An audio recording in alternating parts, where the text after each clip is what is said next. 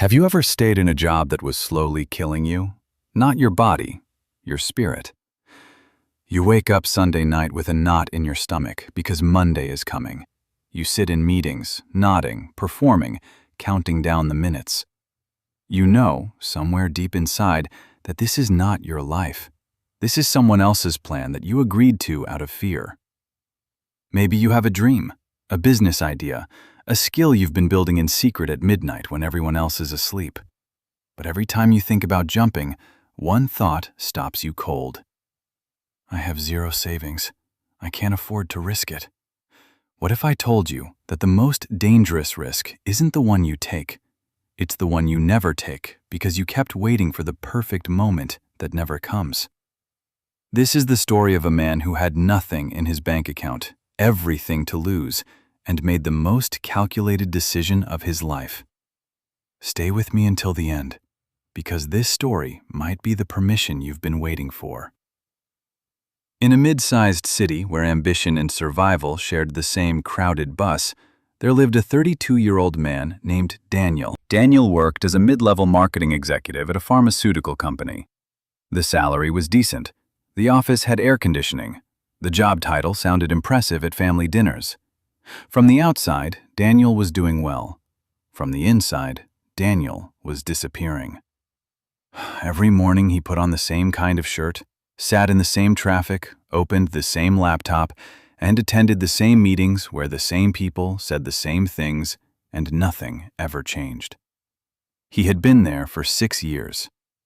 What nobody knew was that Daniel had spent the last 3 years building something in secret.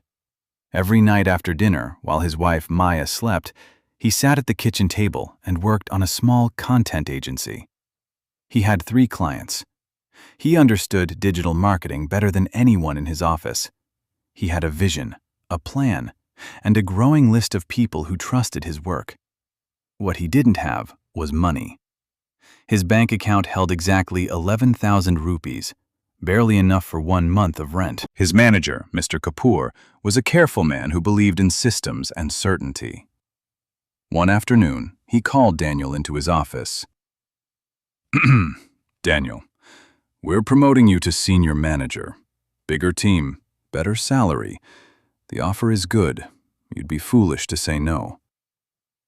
Daniel shook his hand, smiled, and walked back to his desk. Then he sat very still for a long time, staring at his screen without seeing it.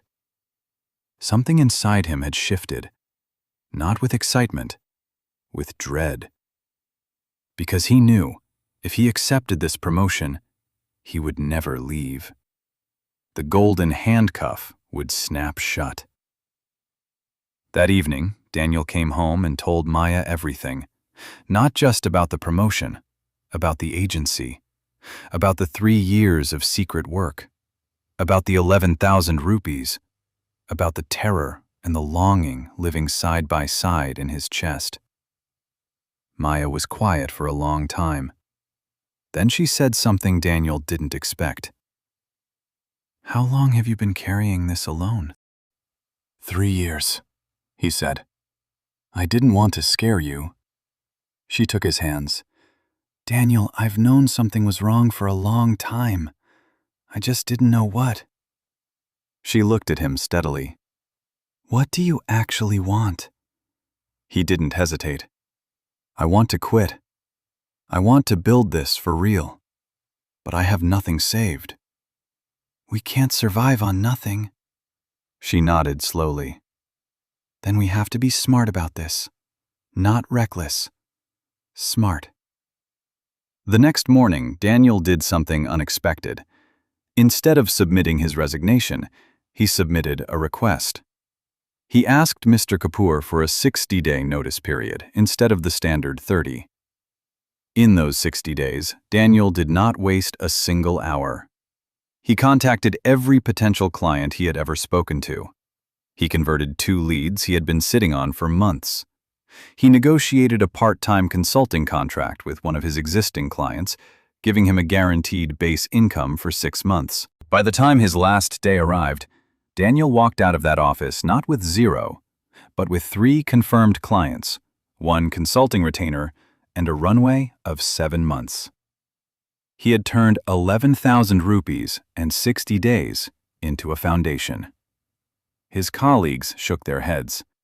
"You're giving up a senior manager position. You have no savings. This is madness." Daniel smiled calmly. "I have something better than savings. I have a plan." The first 3 months were harder than he imagined. Clients delayed payments. One project fell through at the last moment. Some mornings he woke at 4 a.m. in a cold sweat, staring at their bank balance, doing math that didn't add up. Maya worked extra hours at her school. They cut every expense that wasn't essential. There were evenings where doubt sat across the dinner table like an uninvited guest, silent and heavy. Daniel would look at his agency dashboard, then at Maya, and make the same quiet decision every night. One more day. Let's keep going. Or something turned. The content agency landed a mid-sized e-commerce brand. Then a healthcare startup reached out through a referral. Then another. Daniel hired his first part-time writer. Then a designer. By month 6, his agency was generating 3 times his old salary. By month 9, he had a team of 4. What had started as a midnight dream on a kitchen table had become a real business with real people and real impact. 1 year after walking out of that office, Daniel met Mr. Kapoor at a business conference. Kapoor looked at him for a long moment. "I have to say, I didn't think you'd make it." Daniel nodded respectfully. "Neither did I. Not for certain. But I knew that waiting for certainty was its own kind of risk." Kapoor frowned. "What do you mean?" Daniel replied, "Every year I stayed in that job was a year I wasn't building the life I wanted. That's a risk too. A slow one, an invisible one. But it compounds just like the other kind." My friend Daniel's story is not a story about recklessness. It is not a story about throwing caution into the wind and hoping for the best. It is a story about the difference between fear-based waiting and courage-based planning. Most people think the choice is between safety and risk. It isn't. The real choice is between 2 kinds of risk. The risk of action, visible, scary, immediate, and the risk of inaction, invisible, comfortable, and devastating over time. The person who never quits the wrong job is also taking a risk. They are risking their years, their potential, their identity, their one life. Here's what Daniel understood that most people never do. You don't need 0 risk. You need calculated courage. And calculated courage has 3 steps. 1. Before you quit anything, build something.